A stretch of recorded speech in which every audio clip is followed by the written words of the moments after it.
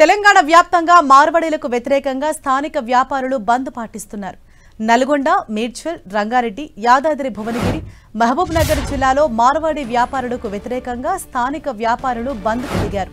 మార్వాడీలు నాసిరకం వస్తువులు అమ్ముతూ ప్రజలను మోసం చేస్తున్నారని స్థానిక వ్యాపారులు ఆరోపిస్తున్నారు.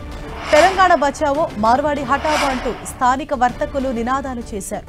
స్థానికులకు ఉద్యోగ అవకాశాలు కల్పించకుండా తమ పొట్ట కొడుతున్నారంటూ తీవ్ర ఆవేదన వ్యక్తం చేస్తున్నారు.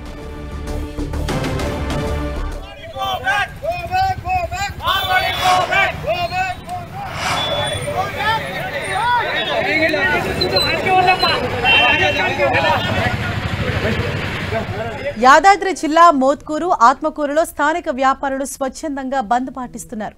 చౌటుపల్లో గోబ్యాక్ మార్వాడి అంటూ నినాదాలు చేసి షాపులు మూసివేసి స్థానిక వ్యాపారులు నిరసన వ్యక్తం చేశారు.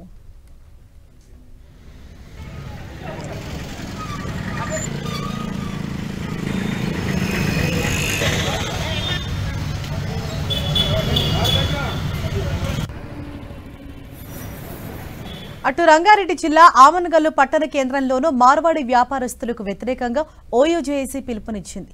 ఓయూజేఏసీ ఇచ్చిన పిలుపుతో ఆమన్గల్లు కిరాణా, వస్త్ర, వర్తక, స్వర్ణకార, విశ్వబ్రాహ్మణ, ఇతర వ్యాపార సంఘాలు స్వచ్ఛందంగా తమ వ్యాపార సంస్థలు బంద్ చేసి సంఘీభావం తెలిపారు.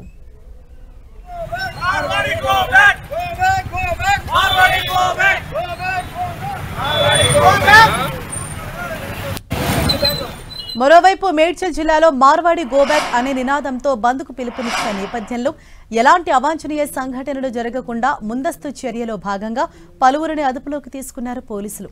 తెలంగాణ శ్యామ్ను ఇంటి దగ్గర అదుపులోకి తీసుకుని సూరారం పోలీస్ స్టేషన్కు తరలించారు పోలీసులు.